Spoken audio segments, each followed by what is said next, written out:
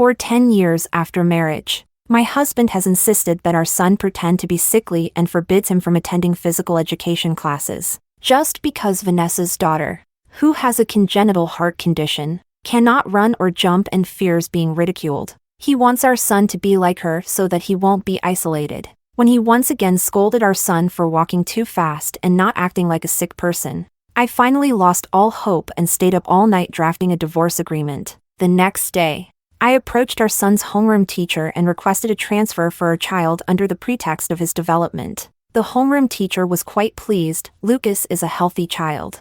I previously thought he learned from Selena, clearly wanting to play basketball with his classmates. He still hesitated when he saw Selena. I smiled. It won't happen again. No one can suppress my son's nature anymore. Chapter 1. As I just walked out of the office, I ran into Matthew and Vanessa, mother and daughter. Vanessa's daughter seemed to have suffered some grievance, with tears hanging on the verge of falling. Matthew, though wearing a gloomy face, spoke in an unusually gentle tone, soothing Vanessa's daughter. I feel a deep sorrow in my heart. He scolds his own son casually, yet takes great care of other people's daughters. When she saw me, the little girl seemed startled, and tears fell directly from her eyes with a blink. Matthew's face darkened. He stepped forward to block Vanessa and her daughter, coldly questioning, "What are you doing here?"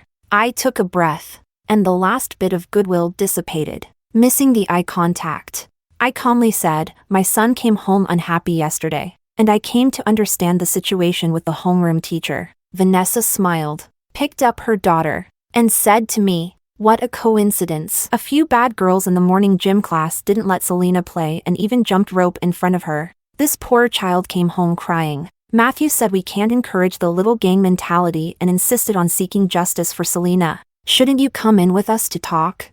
I pretended not to see the smugness in the woman's eyes, but my drooping palms couldn't help but clench tightly. Matthew forbids our son from playing with his classmates. After a couple of times, no children came to play with our son. During that time, our son always came home feeling very down. So I took the initiative to ask the homeroom teacher about the situation. But Matthew and I ended up having a big fight. He complains that I am too fussy, saying it's just right for the child to focus on studying and that I shouldn't bother the teacher casually. But seeing my son's dejected expression, I truly feel heartbroken. In the end, I privately contacted the parents of my son's classmates with gifts, and the situation was finally resolved. As for Matthew, I always thought he didn't understand children's sensitivity, but Vanessa's words hit me hard. It turns out he doesn't not understand. He just doesn't care about his son's feelings. I shook my head, said a word of good luck, and turned to leave.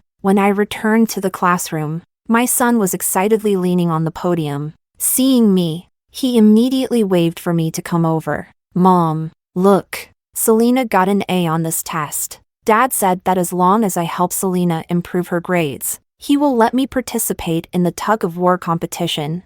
I looked at the report card and was so pained that I couldn't speak. I didn't even know that Matthew had such an agreement with his son. "Mom, hurry and send the report card to Dad.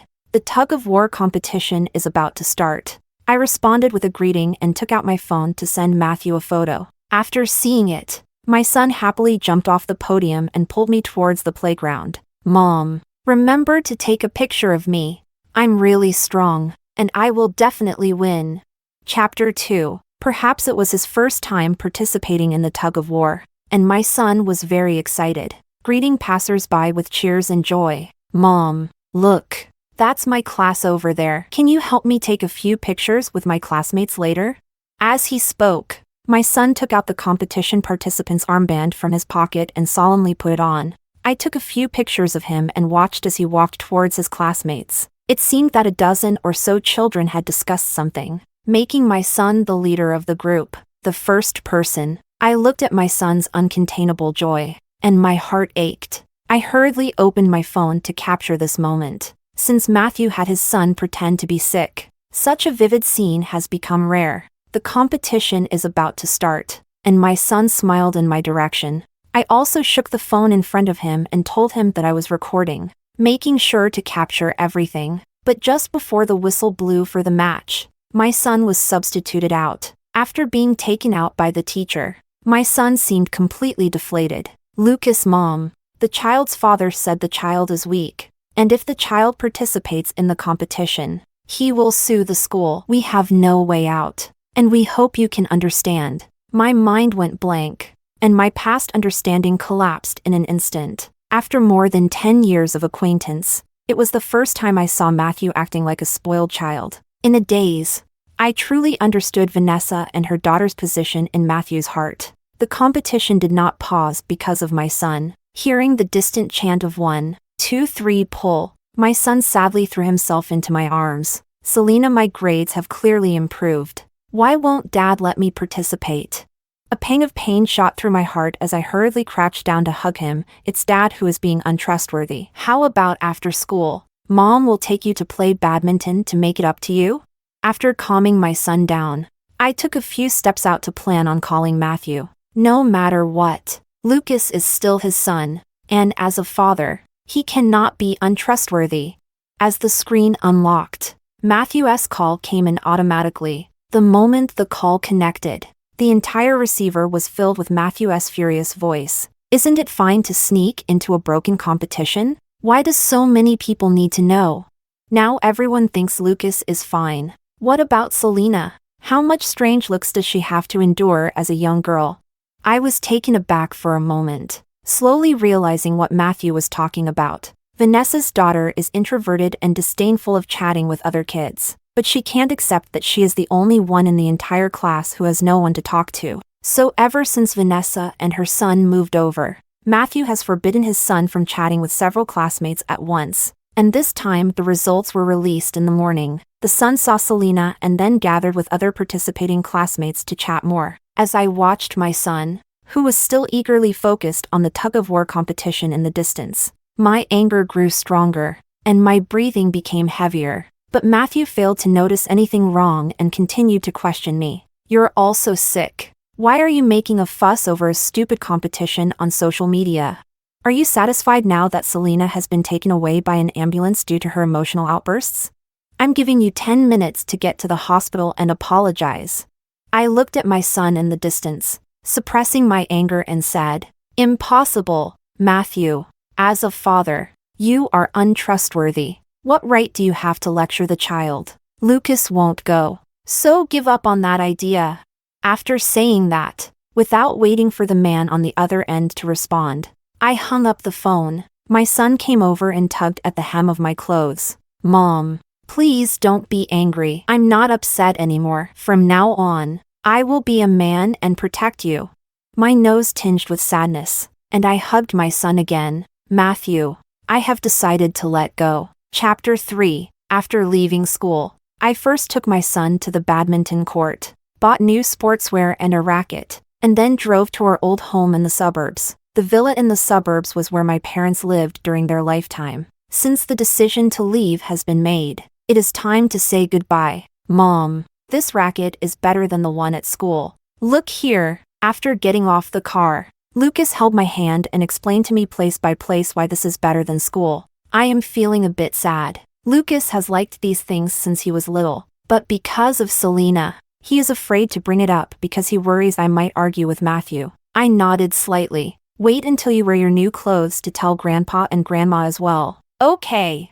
The son nodded and happily ran to the front, wanting to help me open the door. But just as he was about to enter, he suddenly stopped, turned around, and ran back to say he wanted to grab another racket. I originally planned to stand at the door and wait for him, but the door was suddenly opened from the inside. It's Matthew. At that moment, the man was holding Selena in his arms, with Vanessa's wrist draped over his right arm. Vanessa saw me, calmly withdrew her hand, and smiled. What a coincidence. My mind went blank, and I quickly pushed past Vanessa and rushed into the small courtyard.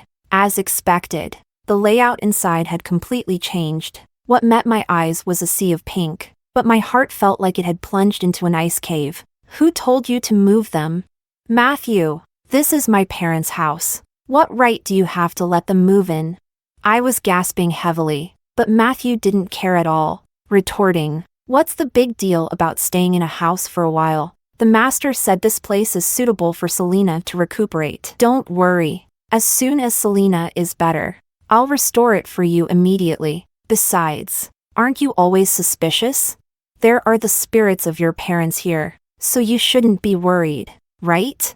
I was extremely shocked listening to the man's absurd remarks, and the disappointment in my eyes could no longer be concealed. Matthew was momentarily startled, but quickly regained his composure and said, "Don't be ungrateful. You caused Selena to have a breakdown, and by law, you could go to jail. It's already generous of Selena not to hold you accountable." After saying that, the man turned to leave. Just then, Lucas ran back. Seeing Matthew, the son instinctively hid the racket behind his back and timidly called out, "Dad." Matthew didn't notice Lucas's emotional shift and coldly fixed his gaze on the hand behind his son. "What are you holding? Are you not feeling well and can't remember? Now you're smashing things in front of me. Don't force me to take action myself." The son stood still in place. Matthew was unable to achieve the same effect as before. His anger intensified. He strode towards his son as if provoked, handing Selena, "Oh, Vanessa." I sensed something was wrong and rushed forward to stand in front of my son. "Matthew, what do you want to do?" Without any hesitation, Matthew pushed me aside and slapped his son across the face. Seeing the racket, he stepped on it even harder. "Lucas, is this how I usually teach you? As an older brother, how can you dare to show off the ball knowing your sister is unwell?" Chapter 4. Matthew was very strong. With one slap, his son's face immediately swelled on one side, and tears streamed down his face. I hurriedly pulled my son behind me and shouted at Matthew, "Are you out of your mind? Hitting your own son for someone else? Matthew, if you don't want to raise our son, I can do it myself. We can divorce at any time to let you truly be with Vanessa." Matthew was stunned, looking at me in disbelief. Seeing this, Vanessa hurriedly pretended to mediate. "Sister-in-law, don't say such angry words in front of the children." After saying that, she looked at Matthew with a guilty expression. "Matthew, don't feel troubled because of me. I am already very grateful that you haven't forgotten our past feelings. Selena and I will leave now, and we won't trouble you again in the future." As she spoke, Vanessa suddenly burst into tears, saying with a pained heart, "It's just that Selena has suffered. Not a single day after she was born has she been able to express her emotions freely." I was left speechless for a moment. Selena's heart disease is not serious. One could say the success rate for surgery is 99%. But Vanessa just disagrees, repeatedly expressing her concerns in a motherly tone. Half a year has dragged on. Even if we now hire the most authoritative doctor for the surgery, it is likely that we won't reach the previous success rate. Matthew planned to offer comfort, but he glanced at me with some hesitation. Vanessa dramatically wiped her tears and ran off with Selena. Before the result could run 2 steps, Selena woke up. As soon as that child opened his eyes, he immediately became breathless. "Selena, what's wrong with you? Don't scare mommy." Hearing the commotion, Matthew immediately became anxious and rushed to Vanessa, urging her to get the child into the car right away. At the moment Matthew turned to leave, the son suddenly called out to him, asking if he could stay. "Dad, I understand Selena's illness. She won't just wake up like this." The man turned back, his eyes filled with disappointment and disgust. "Lucas, how have you become so cold? Selena is in life-threatening danger, and you're not worried? You can even say something like this. You really disappoint me too much." Just as I was about to retort, Matthew turned and left, leaving me with nothing but a threat. "Sandra, whether to divorce is up to you, but you can't take our son away. He thinks he can use the child to threaten me, but little does he know our son has never considered going with him." As soon as Matthew left, our son came up and hugged me. "I only want Mom." I hugged him back. The thought of leaving had never been so strong. Chapter 5. On that day, I officially submitted my resignation to the company. On the day my application was approved, I quickly booked the fastest flight. "Are you taking everything? Do you like this?" While packing, the son took out all of his belongings. I looked at the doll and the items with surprise. The son hesitated for a moment before quietly saying, "I don't like it." "Then why are you still carrying it? If we run out of money in the future, we can sell it for cash." My heart felt tight. and I couldn't help but tear up as I lowered my head to rest against my son's forehead. There's no need for that. Mom can fully support Lucas. Lucas can just take what he likes. I have the ability to work, and with the savings my parents left me, I can completely support the living expenses for both me and Lucas. The son nodded and started to pack his luggage again. During a break, I took out my phone and opened the chat window with Matthew. I have already signed the divorce agreement. As a couple, I think it's necessary to inform him. The call was quickly connected, and Matthew's voice came through. Sandra, I have good news for you. Selena is getting better. I found the most authoritative expert on heart issues, and I have already made an appointment. In at most 2 months, Selena will be cured. The voice in the microphone was mixed with excitement, while my breathing on the side remained steady throughout. It has been more than 20 days since the last conflict. In the past, I would have definitely been unhappy. That is clearly my husband, yet he mentioned it only after 20 days of silence. The first thing is someone else's child. But now I just made a sound of acknowledgement and didn't have much emotion. Hearing my response, Matthew became even happier. Don't worry. I will definitely make it up to you and your son when I get back. Didn't you mind Selena moving the old house last time? I've already had someone clear it out. Are you satisfied now?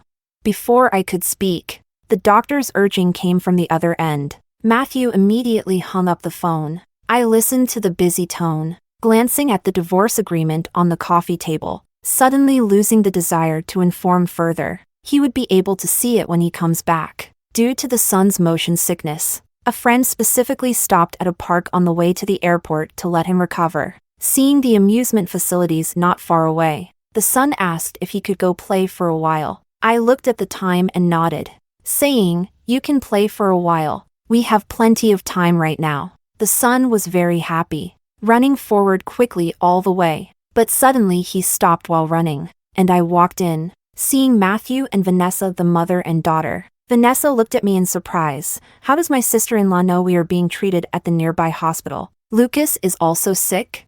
Hearing the sound, Matthew turned around and immediately frowned when he saw me. Didn't you promise to behave well? Hurry back. You are affecting Selena's treatment here. Saying this, he glanced at the time, his tone growing more irritable. It's still far from school dismissal time. Aren't you afraid that taking Lucas out of class will lead him astray? I was about to speak when my son suddenly reached out toward Selena. Why can't she stand me participating in the tug-of-war competition? Yet she can sit on the seesaw? Isn't it possible to get emotionally worked up on the seesaw? Matthew was stunned, seeming somewhat at a loss. He picked Selena up and patted the seesaw. Kids can play, after all. Come on, son. Let dad play with you once. No need. You should just continue being Selena's dad. Chapter 6. I was startled and quickly looked at my son. The son clenched his fists tightly, yet his gaze was incredibly resolute. That expression was exactly the same as when Matthew hit him. While I was applying medicine to his wounds, Matthew was stunned by Lucas's words. And after he reacted, his face turned both red and dark. What did you just say? The son continued to clench his fists and said word by word, "You can continue to be Selena's father. I don't need you anymore." Matthew looked at Lucas in disbelief. What nonsense are you talking about? Selena has her own father, and I am your dad. Saying this, Matthew turned to look at me, questioning what I had said to Lucas. I found it somewhat amusing, as if he had completely forgotten the time he slapped his own son. That slap Matthew gave was with full force, and coupled with Lucas's youth, it caused an injury that hasn't fully healed to this day. Matthew seemed to have thought of something, and a hint of guilt suddenly appeared on his face. Lucas, be a good boy, and after all this is over, Dad will make it up to you. You can play whatever you want. That day you were indeed a bit too unruly, but there are no overnight grudges between father and son. It's all in the past. The son didn't speak, walking back in silence. Matthew asked me what was going on, and after I gave a few vague replies, I quickly left. Back in the car, I thought my son's mood would be even lower, but unexpectedly, after a moment of silence, he became lively again. Mom, will I be able to join gym class and play with my classmates after I start at the new school? I nodded, slowly listening to my son's expectations about the new school. After all, children's energy is limited. By the time we got on the plane, Lucas was almost asleep. As he passed through the turnstile, he suddenly murmured, "I thought Dad would apologize to me." "Mom, we're never going back." I responded with a good. The new school is even better than Lucas imagined. The kids here had no preconceived notions about Lucas and were enthusiastic on the first day of school, gathering around him to ask questions. On the first day, they warmly surrounded Lucas and asked all sorts of questions. Moreover, Lucas is good at studying and has a gentle temperament. After a few days of interaction, Lucas has completely integrated into the new class, and his smile has become increasingly vibrant. Just when everything was getting better, so much so that I was about to forget that Matthew hadn't sent me the divorce agreement yet, he called in the middle of the night, "Honey, I'm drunk. Can you come pick me up?" I was taken aback, instinctively thinking he had dialed the wrong number. Why is he calling me in the middle of the night, fueled by alcohol, to reach Vanessa? So I stayed silent and directly hung up. But before I could put down my phone, the call came in again. "This is Sandra." After leaving that sentence, I immediately turned off my phone. "Matthew, you and Vanessa, mother and daughter, should no longer appear in my and Lucas's world for no reason." Chapter 7. I thought the call at night was an accident, but unexpectedly, I received another call from Matthew early the next morning. "Honey, are you home now? Lucas, has he gotten up?" I looked at my son, who was eating beside me, and he hummed in response, then passed the phone to Lucas. I want to say a few words to him. I was indeed impulsive that day, and I apologized to my son. I didn't plan to hide Matthew's call from my son, so it's on speaker now. I could hear Matthew's last words, but my son had no reaction. I shifted my gaze back to the morning newspaper and declined, saying, "He is busy getting ready right now. Maybe next time." "So, do you and Lucas want anything? I can bring something for you on my way home." Just before the call ended, Matthew asked eagerly, "Please sign the documents on the coffee table and hand them to my colleague." "No problem." After the call ended, I stared at my phone, puzzled. What was going on with Matthew all of a sudden? Shouldn't he be with Vanessa and her mother at this time? But soon I found out the reason. Vanessa called me from a different number. At that time, I had just walked out of the meeting room. Before I came here, I often took leave due to concerns about Mingming's situation at school, and my work performance was not good. However, after coming here, I quickly demonstrated my capabilities in just half a month. The call connected, and the person on the other end, Vanessa, seemed to be drunk. Her speech and logic were a mess. "How long do you plan to occupy Matthew with your questioning? Why does it seem like we're just a little bit short?"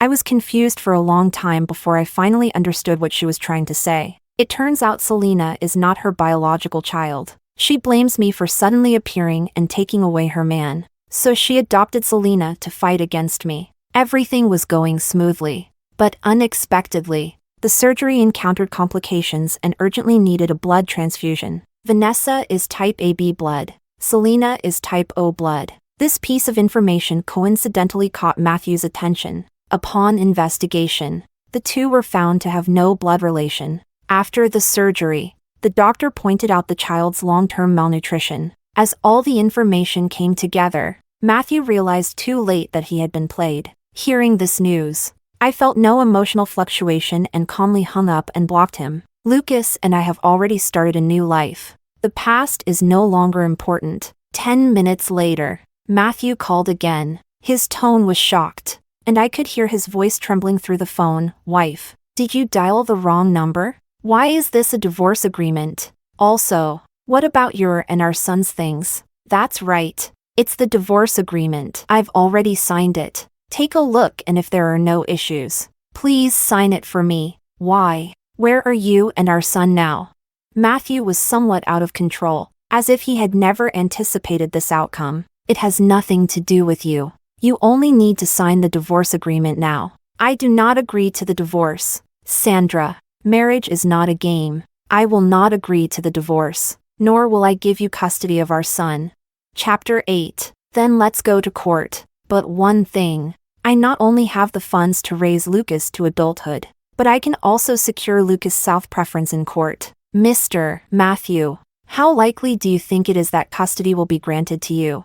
I couldn't be bothered to say more. I got straight to the point and hung up the phone. 2 days later, I hadn't received the divorce agreement, but I did see Matthew. The man stood at the school gate, seemingly having waited for a long time. Seeing Lucas, the redness around Matthew's eyes became even more pronounced. He picked up the racket beside him and said proudly, "Does Lucas like it?" "Last time, Dad." Before the man could finish speaking, the son walked past him. Just before entering the door, Lucas suddenly turned around and said, under Matthew's expectant gaze, "Don't think about it. I'm with my mom." Upon hearing this, Matthew immediately showed a hurt expression. The son ignored him and turned to enter the school. I also couldn't be bothered to respond to him and turned back to go to work. Since that day, Matthew has been hanging around. Every day at various times, he would wait around, occasionally preparing a small gift. One could say that the concern shown in a day now exceeds that of the previous month. But it's too late. At first, I would remind him about the divorce agreement, but later I became increasingly perfunctory, automatically tuning out his voice as soon as I heard it. One afternoon a month later, Matthew suddenly stood firmly in front of the car, not letting me leave. "Matthew, can you find another place to die? Today is my birthday." Matthew's tone was somewhat cautious as he tentatively asked, "It's my birthday today. Can you celebrate with me?" "I'm not interested. After all, since Vanessa appeared, I haven't celebrated any day with him, but the divorce issue has to come to a conclusion." I nodded, indicating it was just the right time to discuss the divorce. Matthew lowered his head and remained silent for a while before hoarsely asking, "Is there anything you want to eat?" "Anything," quietly. "It's best to talk business." Matthew's face turned pale for a moment. I couldn't be bothered to guess his thoughts and got into the car first. "Sandra, it's not what you think. Actually, Selena, I know. Vanessa told me everything one night when she was drunk. In the restaurant." I waved my hand to interrupt Matthew. "So I was deceived," Matthew said emotionally, trying to grab my hand. "Sandra, can we not get a divorce? We already have a child. Can you bear for him to grow up in a single-parent family?" I sighed and opened my phone to show the man the video of Lucas's new school sports day. In the video, Lucas, holding an athlete's card, was smiling at the camera, and his overall spirit looked much better than before. "Without you, Lucas is doing just fine. Matthew, if you really care about the child, you should sign the papers as soon as possible. The damage has already been done. No matter how much you say, it won't erase the facts." Matthew looks very pained. He has his hands over his eyes, asking me how it could come to this. I can only say that from the moment he decided to sacrifice Lucas for Vanessa's daughter, the outcome was already determined. "Sandra, is it really impossible to salvage the feelings we've had for so many years?" There's no way to fix it now." Upon hearing this, Matthew's shoulders trembled continuously, and I could only feel the irony. "What have you been doing all morning? If you don't want to go to court, I hope you can be on time at the Civil Affairs Bureau tomorrow at 10 o'clock. Chapter 9. When leaving the restaurant for home, Lucas was frying eggs in the kitchen. He wasn't tall enough yet and needed to stand on a small stool to wield the spatula. I looked at the 4 eggs that had already taken shape and curiously asked my son what he wanted to make. Seeing me, Lucas immediately put down the spatula and joyfully jumped down from the stool. "Mom, look at the eggs I fried. In the future, you can sleep in a little longer in the morning. I am a man of my word and will definitely take good care of Mom. I am soft-hearted to the point of being a mess. This is a bit dangerous for you to say right now. Can you help Mom sweep the floor first? If you want to do it, you must have Mom present." "Okay." The son obediently agreed and then handed me a pair of chopsticks to let me try. He said this was what the teacher taught them in class today. "Mom, I think I have a talent for cooking." The son looked up seriously and said, "Today the teacher taught us how to make soup dumplings, and I was the only one in the class who succeeded on the first try. The classmates are all surrounding me, asking me to teach them. Mom, can you do it? If you can't, I can teach you tonight, then Mom will go knead the dough in a bit." I look at my son's current state and feel incredibly fortunate for the choice I made back then. Being noticed is something everyone needs. In the previous school, because no one played with my son, when a classmate spoke to him, he would cling to them like a drowning person, desperately trying to keep them. But now, this situation has completely disappeared. The next morning at 10 o'clock, in front of the Civil Affairs Bureau, there were not only Matthew but also Vanessa and her daughter, Selena. Perhaps it is because she just had surgery. She looks much paler than before. When I arrived, Vanessa was arguing with Matthew. I pieced together the past of the two from their fragmented words. Childhood sweethearts, in love at a young age. Yet, she is unwilling to be ordinary, wanting to leap and become a phoenix. She refuses to be dumped, remembering for many years. And now, Vanessa wants Matthew to fulfill the promise he made to marry her. But Matthew has lost that intention. I didn't have time to wait for the two of them to finish arguing, so I walked over and called out to Matthew. It was only then that I noticed he had a large dark circle under his eyes, as if he hadn't slept all night. "Go in," Matthew grunted in response. Vanessa, although she didn't speak again, followed closely behind us, staring intently at me and Matthew. While signing, Matthew suddenly stopped and asked if he would still be able to see Lucas in the future. "You are his biological father. Legally speaking, as long as Lucas agrees, there is no problem. Will Lucas forgive me?"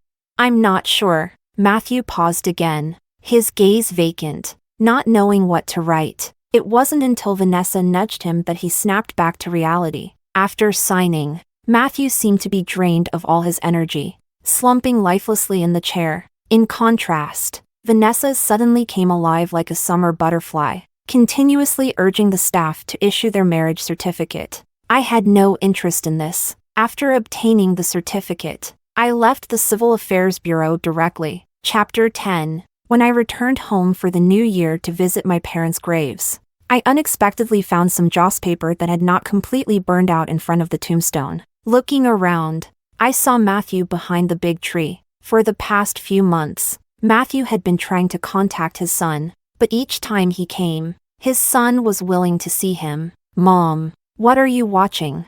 "Nothing." I lowered my head and lit the paper money. A lot has happened over the past year, and I slowly recounted the growth of the past year to my parents. The son followed suit, and after I finished speaking, he also told his grandparents about the things he thought were worth remembering. This time I came back. I brought Lucas to meet old friends. When old friends gather, they always like to find some common topics from the past. Someone mentioned Matthew to me. She asked me if I knew about Matthew and Vanessa getting married.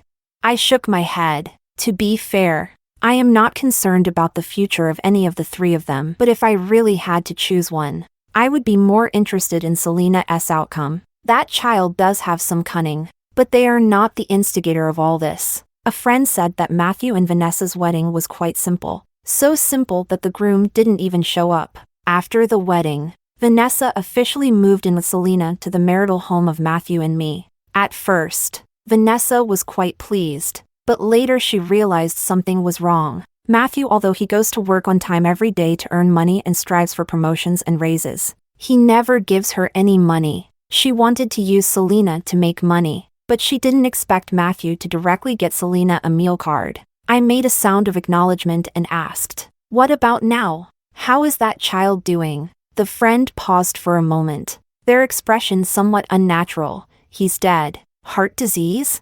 "No."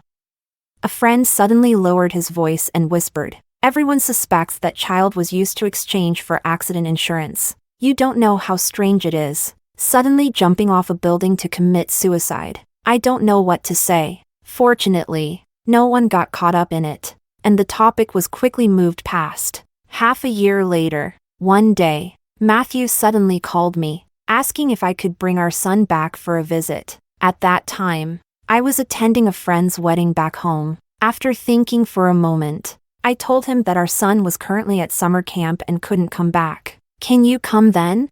"I can't, Matthew. There is no relationship left between us." I returned to the office after the wedding ended. Later, during a casual chat, a friend told me that Matthew had an incident on the day she got married. After Vanessa ran out of money, She started stealing and selling valuable items from the house. She even wanted Matthew to end up like Selena. But Matthew had discovered her thoughts early on, taking precautions and sending her to prison with one leg. Anne, a friend suddenly leaned in quietly. I heard that Matthew made a will, and after he dies, the money will go to you and Lucas. Is that true?